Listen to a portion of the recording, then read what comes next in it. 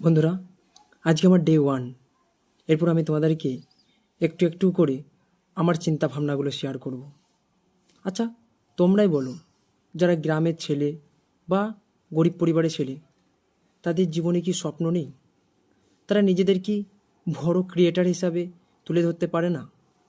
অবশ্যই পারে।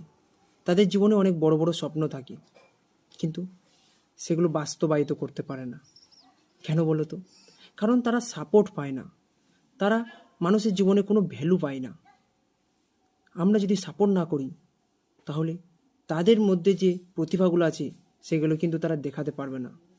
তাই আমাদের উচিত কি বলো তো? আমাদের উচিত এই গরিব পরিবারের ছেলে মেয়েগুলো বা যারা গ্রামের ছেলে মেয়ে, তারা যে উঠে আসতে চাইছে, তাদেরকে আমাদের একটু সাপোর্ট করা। তাদের সাপোর্ট করলে তাদেরও ভালো লাগবে এবং আমাদেরও অনেক উন্নত হবে।